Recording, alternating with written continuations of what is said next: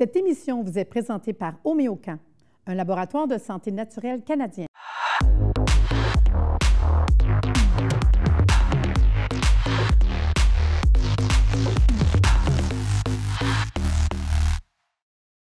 Aujourd'hui, à Ma TV Santé, nous parlerons des enfants, du chardon-marie, du magnésium et j'aurai le plaisir d'avoir comme invité Mathieu Thoin, massothérapeute. Bon, on va commencer par parler des enfants. Vous savez, j'ai 4 enfants, grand-mère bientôt 5 fois, incroyable. Ça fait plus que 35 ans que je travaille dans la santé, puis des enfants, veux pas, parce que j'ai dû les élever moi-même, les miens. Puis du côté santé, c'est tellement bien. Au début de ma pratique, j'étais beaucoup côté naturaux, alimentation, mais c'est correct aussi, là. Mais à un moment donné, quand on arrive vraiment d'un gros problème, là, otite, amygdalite, mal de gorge, il y a quand même des choses qui est important à avoir sous la main puis à donner rapidement. Mais ça a tellement évolué aujourd'hui, les produits, c'est incroyable. Moi, je recule le 35 ans versus ça aujourd'hui. Maintenant, c'est possible d'aller chercher des sirops pour les enfants. De plus, ils vont prendre soin, les compagnies, de nous donner des sirops pas de sucre, pas de gluten, avec des goûts différents. Mais ça reste que c'est le fun. Les enfants aiment ça. Donc, ce qui est intéressant, c'est que quand on va traiter les enfants, c'est d'avoir sous la main le minimum à la maison pour traiter tout le monde. Parce que même ça m'arrive que les petits-enfants, ils viennent, parce que j'ai plus d'enfants à la maison, puis ils ont un petit bobo, ils ont un petit quelque chose, mais j'ai toujours sous la main des produits. Je vous donne des exemples. J'ai amené ce matin 4 sirops, dont le premier, c'est un sirop pour le mal de gorge. Je vous explique mal de gorge, parce que c'est pas évident, les enfants. Mal de gorge, quand on a un bébé, là, il ne dira pas « j'ai mal à la gorge » parce qu'il ne sait pas. Hein? Fait qu'à ce moment-là, je vais dire aux gens « regardez, il ne boit pas. Quand il ne mange pas. Quand il avale, tu sais, il a de l'air à avoir comme un petit problème, mais il ne dira pas « j'ai mal à la gorge » parce que des fois, ils ont 6 mois, 1 an, 2 ans. Donc, ce qu'on va faire, c'est qu'on va donner le remède au fur et à mesure, c'est tout. Mais juste écouter les symptômes. Fait que s'il ne mange pas, il ne boit pas, il y a de la misère avec quand vous l'allaitez au niveau de l'allaitement, ça peut être juste des petits symptômes d'un mal de gorge, une extinction de voix, un petit problème d'aphonie. Des fois, il y a des enfants qui s'en vont jouer au soccer puis ont tellement parlé fort qu'à un moment donné, la petite voix, on va donner un remède homéopathique en sirop pour le mal de gorge au besoin. Quand ça va mieux, on diminue. C'est vraiment facile. Il y a aussi les sirops tout et rhume, parce que ça, c'est une autre affaire à la maison l'hiver. Il y a la toux, il y a le rhume, la congestion nasale, on sent que tu es fatigué, tu n'as pas d'énergie. Bien, allez vous chercher des sirops, puis à cette heure, il y a des compagnies qui font des sirops pour la nuit puis pour le jour. Fait que c'est vraiment facile. Une cuillère au besoin, c'est même pas compliqué, c'est vraiment facile. Il y a quand même aussi de la phytothérapie des plantes. Il y a une plante qui est intéressante pour nos hivers ici au Québec, entre autres, le lierre. Il y a des sirops de lierre qu'on va chercher quand on est trop congestionné, on est dans bronchite, on sent que ça roule. Il y a des petits bébés que j'ai vus que tu entendais vraiment juste du mucus pris dans les poumons. Bien, à ce moment-là, la plante, le lierre, est merveilleuse pour ce genre de problème. Tu sais, c'est pas dur. Minimum de remèdes. Comme je vous explique tout le temps, c'est quoi les symptômes? Il y a mal à la gorge, extinction de voix, ou il y a un petit toux, ou il y a un petit rhume. Puis vous donnez le remède, au besoin, quand ça va mieux, on diminue, puis c'est pas plus compliqué que ça. Moi, je trouve que c'est tellement rendu facile, puis bien écrit sur la boîte, fait que c'est pas qu'est-ce que je donne, il y a aussi des problèmes, pas d'interaction, pas d'accoutumance, puis même, souvent, je vais dire aux femmes enceintes, pas de problème. Les personnes âgées, prenez tout ça. Si c'est écrit que c'est bon pour les bébés, imaginez si c'est bon pour les personnes âgées ou les personnes enceintes, il n'y a pas de problème. Surtout quand on est du côté de l'homéopathie. Je le sais que j'ai une petite préférence pour l'homéopathie, mais pour ce côté-là, je trouve ça vraiment le fun. Puis le goût est bon, pas compliqué, pas de trouble. Puis tu sais, accompagner les enfants, les petits-enfants dans la santé, c'est vraiment ce qui est la meilleure chose à faire. Fait qu'on vient dans quelques minutes pour une entrevue. En entrevue aujourd'hui, j'ai le plaisir d'avoir avec moi Mathieu Thoin, massothérapeute. Mathieu, les gens à la maison, là, ils ne te connaissent pas, là. C'est quoi ton parcours? Tu es parti d'où, là, pour devenir massothérapeute? Tu es quand même jeune. Bien, moi, Marie-Lise, en étant jeune, j'ai toujours été très actif, toujours impliqué dans les sports. Moi, ce qui me parlait le plus, c'était les sports de planche, donc la planche à neige, le roulis roulant, puis les sports de combat. Donc, étant très jeune, j'ai commencé à faire du taekwondo, j'ai fait un peu de karaté. Mais plus tard dans ma vie, je me suis dirigé beaucoup vers le kickboxing thaïlandais, qu'on appelle le Muay Thai. Et c'est encore là-dedans où je m'entraîne puis que je me vois. Je sais, tu m'en parles des fois, puis je me dis « Oh mon Dieu Seigneur! » Donc, toi, quand on parle de massothérapie, C'est quelle sorte de massothérapie tu fais? Je pratique un peu de massothérapie de détente, mais ma spécialité, c'est vraiment avec les athlètes. Ah oui, vraiment, c'est avec les athlètes. C'est Ouais. intéressant. Puis, les bienfaits de la massothérapie, c'est quoi? Marie-Lise, il n'y a que des bienfaits à la massothérapie. C'est ça. Donc, quand on pense à la massothérapie, on pense tout de suite aux muscles, qui est totalement vrai. Donc, ça vient relâcher les muscles, ça vient relâcher les articulations. On parle des athlètes, souvent ceux qui s'entraînent, parfois ils surentraînent leurs muscles, donc ils manquent de mobilité au niveau musculaire. Donc, nous, en massothérapie, on vient travailler, on vient dénouer les tensions, puis on vient regagner la mobilité pour ces gens-là. Puis toi, mettons, par rapport à un autre, ton parcours en masso, c'est quoi? Parce que, tu sais, à un moment donné, je sais bien qu'il y en a qui vont faire la massothérapie, mais il y a toutes sortes de massothérapie. Toi, c'est Absolument. quoi ton parcours? Bien, moi, ça fait 10 ans que je suis massothérapeute. J'ai étudié ici à Laval, à Montréal, mais j'ai voulu me démarquer des autres. J'ai fait mes cours de massothérapie ici, mais en 2013, j'ai pris un mois de vacances. Je suis parti tout seul avec mon pack-sac, puis je me suis dirigé pour la Thaïlande, un pays qui me fascine. Donc, j'ai fait moitié-moitié. Je me suis entraîné, justement, je vous parlais un peu tantôt que je faisais du kickboxing. Donc, j'étais dans un camp, je m'entraînais là-bas 6 à 9 heures par jour, c'était incroyable. Mais aussi, j'ai pris des cours de massothérapie thaï et j'ai ramené ça ici au Québec, puis j'ai vraiment blendé les deux ensemble, la massothérapie suédoise que j'ai étudiée ici et la massothérapie thaï pour créer mon propre massage. Puis pour les gens à la maison, la différence entre les deux, c'est quoi? La massothérapie suédoise, Ouais. qu'est-ce qu'on retrouve ici? C'est qu'est-ce qu'on retrouve dans tous les spas. Donc, ça va être un massage sur la table, pratiqué avec une huile. Mais la massothérapie thaï, il y a deux styles différents. On retrouve la même chose comme ici, sur une table avec de l'huile, mais aussi, on retrouve... Puis, la massothérapie ici, souvent, on enlève nos vêtements, tandis que la massothérapie thaï, on va garder nos vêtements. Ça va être beaucoup des étirements, des manœuvres avec les coudes et les avant-bras. Les essayez moi-même. Mathieu, je serais ça cute de voir que tu as embarqué, tu fais des mouvements. C'est impressionnant quand même. Ouais. Puis ça travaille. Moi, je sais, j'ai eu le plaisir d'avoir Oui, la masso absolument. parce que tu es mon massothérapeute. Puis dans le traitement, bien, c'est ça, moi, je me préparais pour faire une course le lendemain. Fait qu'on ne se rend pas compte comment que ça peut être bienfaisant avant un entraînement ou avant un événement et après. Parce qu'il y a une différence entre les deux. Là. J'imagine que... Je me souviens que tu m'as préparé comme il faut pour faire ma course. Puis vous avez eu une bonne performance à votre cours? Oui, puis j'étais super contente, vraiment. Puis Parfait. dans le massage que tu fais, la sorte, je le sais que ce qui est particulier que les gens ne savent pas, c'est qu'il y a des massothérapeutes qui ont des endroits, puis il y en a qui se déplacent. Mais Mathieu, toi, ils se déplacent. Moi, ça me parle, là, Ouais. d'avoir un massothérapeute qui se déplace avec sa table. Puis je me souviens de t'avoir téléphoné, puis tu te dis, je m'en viens, puis tu as installé ta table chez moi. Moi, je trouve ça le fun parce que c'est différent. Absolument, absolument. Donc, moi, j'ai fondé la compagnie Masso Performance il y a à peu près 4 ans. Puis, c'est ça. Moi, mon but, là, c'était vraiment pour donner le maximum de service aux clients. Donc, souvent, on manque de temps.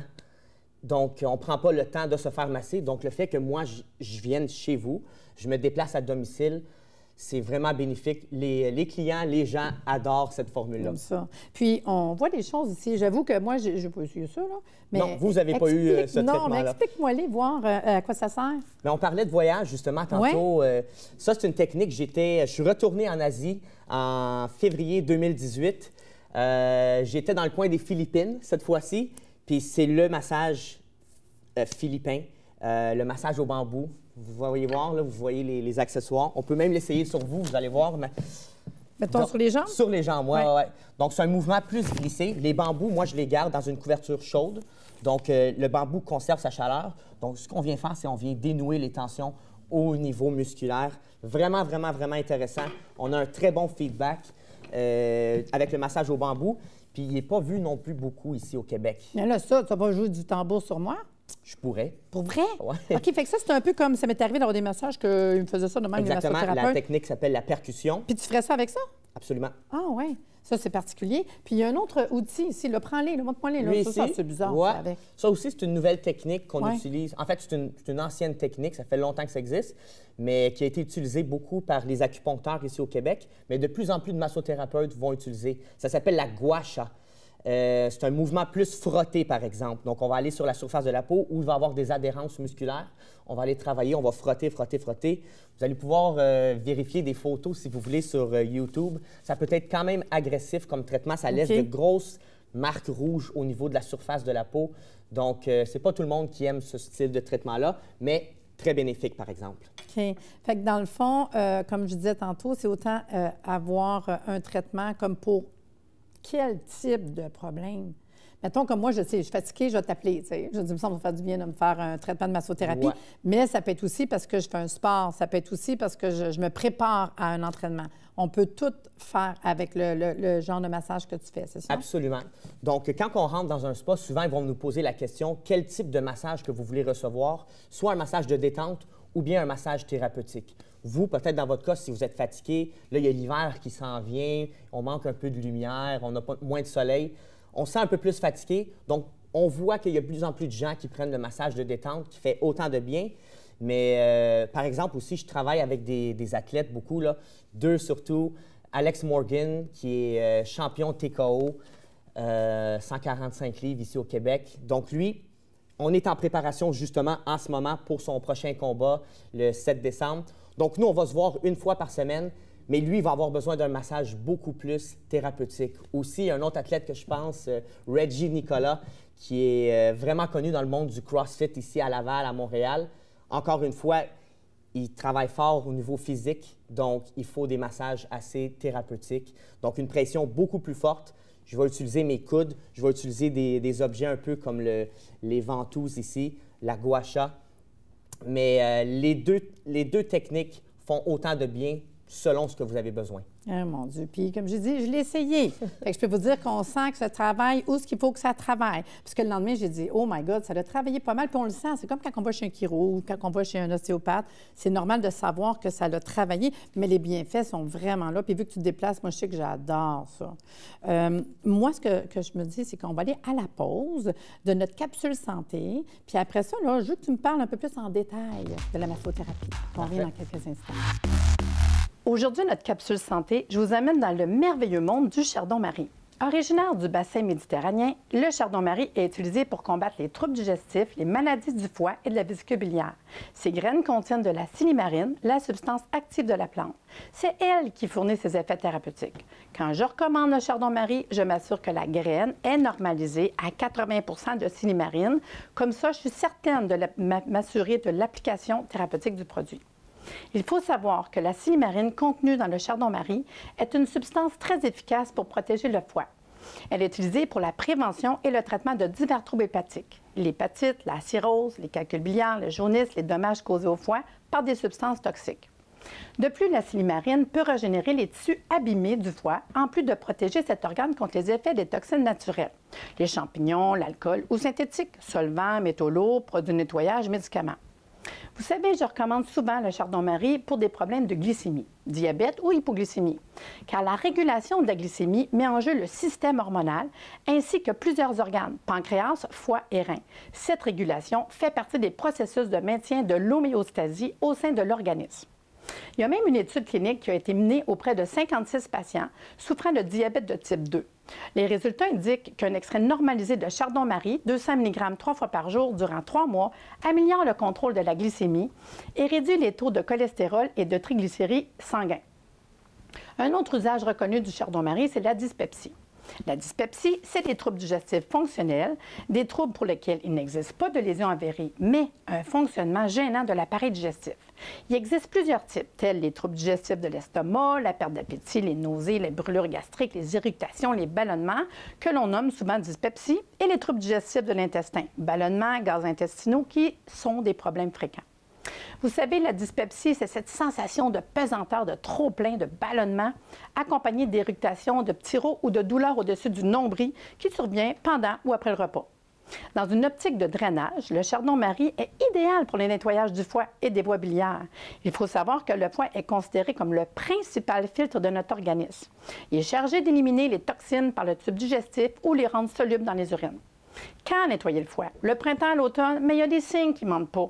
Et une détox peut être faite en tout temps. Les signes d'encombrement hépatique sont surtout des troubles digestifs dus à une sécrétion de bile insuffisance, des lourdeurs après le repas, les nausées, la constipation, les selles grasses, le ballonnement, puis un petit peu de somnolence après manger. Mais aussi dégoût le matin pour les odeurs de cuisine, une langue chargée, blanche ou jaune, le blanc des yeux légèrement jaunes, des urines très foncées, des éruptions cutanées, des démangeaisons et même le caractère, l'impatience, la colère. Ben oui, l'intoxication paraît même sur votre humeur. Le chardon-marie est la reine de toutes les herbes du foie et a donc un effet énorme détoxifiant. Nos voies modernes sont vraiment surchargées avec une mauvaise alimentation. Les pesticides, herbicides, produits chimiques dans l'eau que nous buvons et dans nos maisons et ainsi de suite.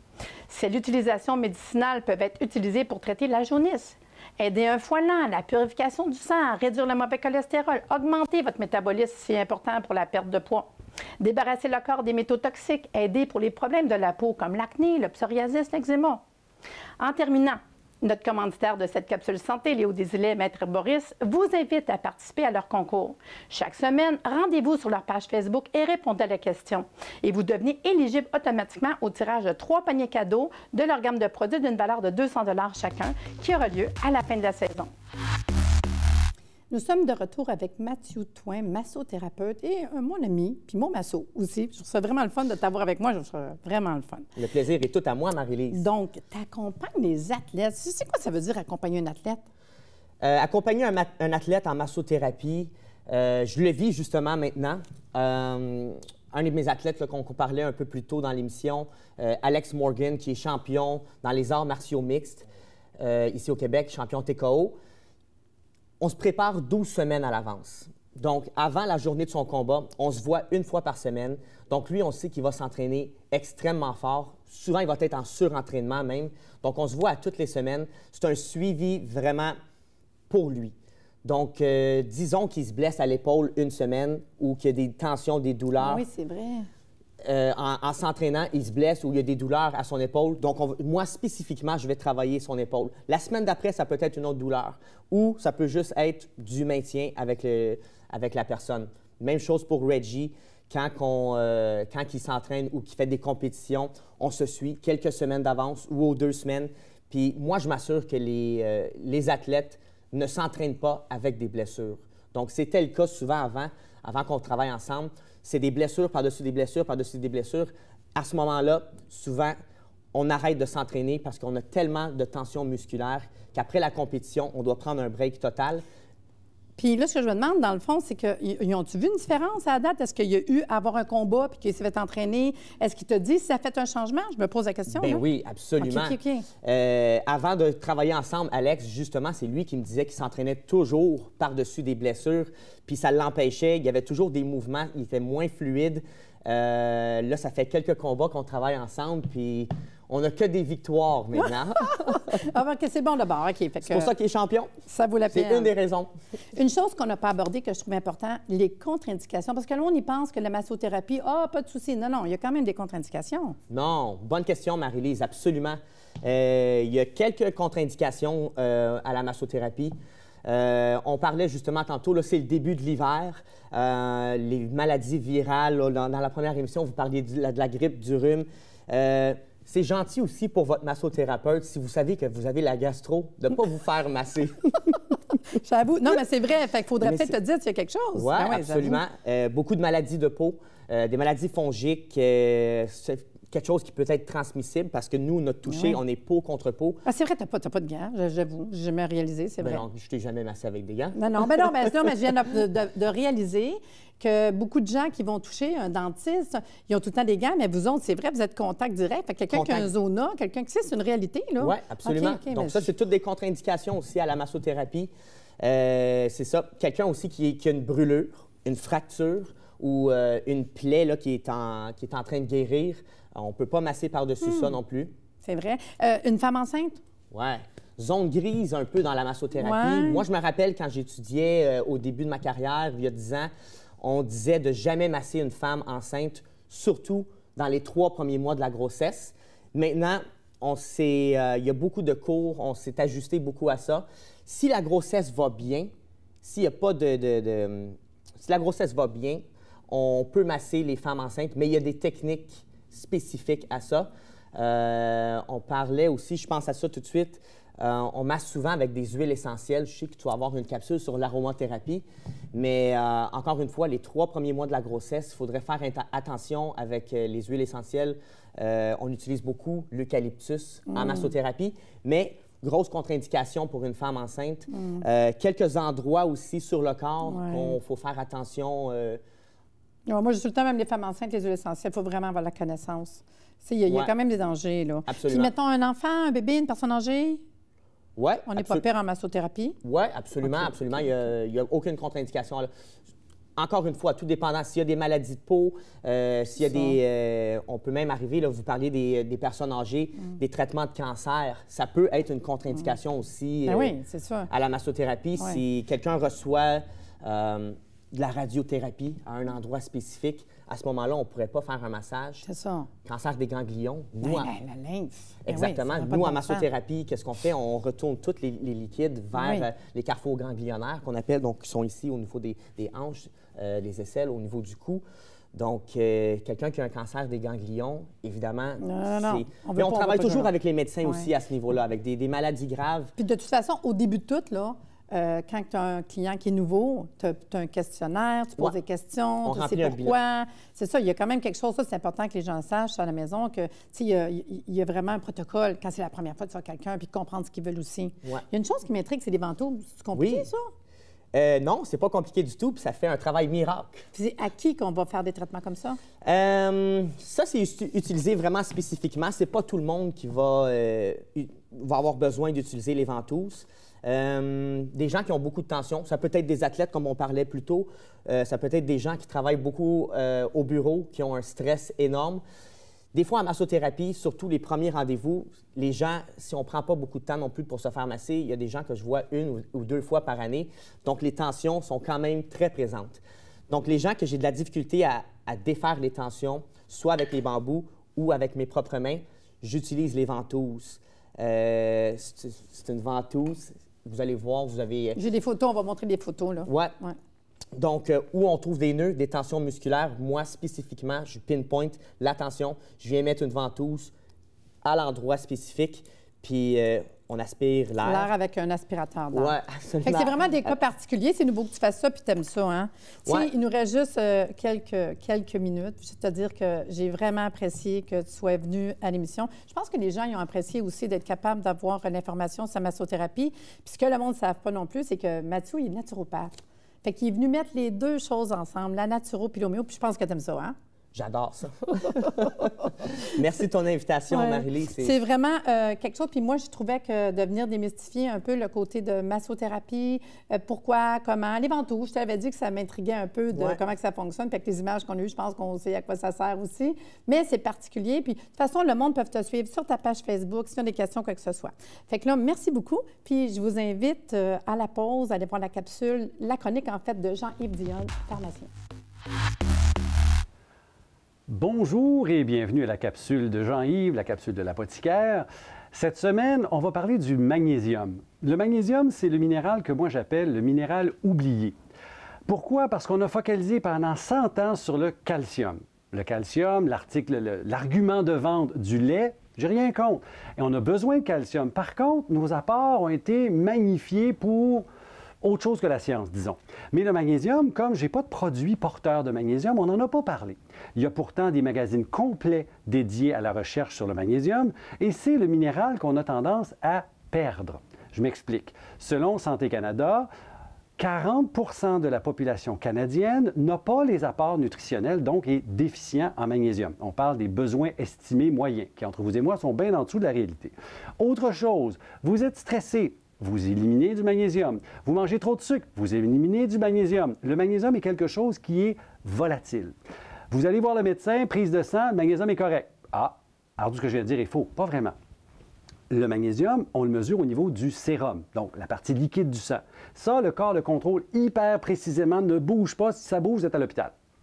Par contre, le magnésium dans vos cellules, le magnésium dans les tissus, lui, va changer. Et c'est là qu'il y a un problème. Les symptômes associés à la carence de magnésium, vous allez les reconnaître, c'est les symptômes de notre société. Plus d'anxiété, plus d'insomnie, plus de contractions musculaires. Là, on entend mal de dos, torticolis, crampes, fasciculation. Ça, c'est le petit muscle qui saute. Tu sais, le tannant, là, quand on est fatigué. Ça, c'est des symptômes de carence. Je peux aller plus loin. Hypertension, asthme. Bon, je ne dis pas que c'est la cause. C'est un des facteurs qui va augmenter ces problèmes-là. C'est pas vrai que l'asthme est déclenché par une carence en magnésium. Par contre, si vous êtes asthmatique, allergique ou autre, vous manquez de magnésium, bien là, votre traitement est moins efficace. Et c'est comme ça qu'il faut le voir. La prise de suppléments de magnésium devient intéressante parce que ça donne la capacité de réagir avec une substance rapide tout à fait bénigne. Vous allez googler, parce que tout le monde va le faire, le magnésium, et là, vous trouvez une liste d'effets secondaires qui finit par coma et mort. On ne prend pas ça. Relaxons un petit peu. Il faut comprendre qu'il y a le magnésium oral, puis là, j'ai un intestin qui est une porte d'entrée. S'il y en a trop, qu'est-ce qui fait? Il ne l'absorbe pas. Qu'est-ce qui se passe? Ça s'appelle les sels liquides. C'est pour ça qu'en pharmacie, on vend du lait de magnésie comme laxatif. Ah, tiens donc, c'est du magnésium, mais il passe mal, il sort. Mais les effets secondaires compliqués, le prolapsus vasculaire, etc., ça, c'est la forme injectable qu'on donne à l'hôpital. Le sulfate de magnésium en injection, c'est ce qu'on donne quand vous rentrez en infarctus. Alors, si c'est l'infarctus ou le magnésium qui vous a tué, je vais voter pour l'infarctus. Mais c'est tout impossible, vraiment impossible oralement, parce que le corps a une porte d'entrée qui s'appelle l'intestin. Alors, quand je prends un supplément, je vais donc avoir un effet sur les symptômes de carence. Et là, il y a full étude où on va parler, c'est calmant. C'est donc pour l'insomnie, l'anxiété, pour l'hypertension. Et oui, comme adjuvant de traitement ou comme traitement en début, c'est sûr que si vous faites 190 sur 120, magnésium, là, c'est un peu tard pour ça. Mais vous commencez à en faire. Vous êtes un peu stressé. Pourquoi pas? Vous dormez mal. Pourquoi pas? Vous avez des maux de dos réguliers. Essayez-le donc. C'est clair que ce n'est pas le traitement quand on est barré et ça ne bouge plus. Non, non, non. Ça prend, en fait, ça prend des mains compétentes. Bien plus important que le médicament.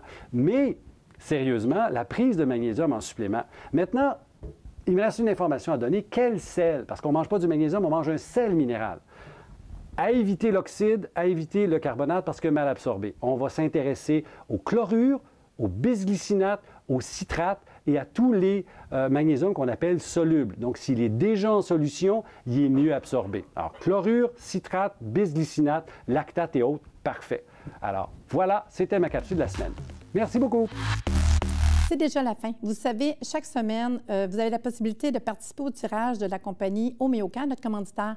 Allez tout simplement sur leur page Facebook, puis répondez à la question. À la fin des 14 émissions, nous aurons la chance de faire tirer 3 paniers cadeaux d'une valeur de 200 $. Vraiment, merci d'être là.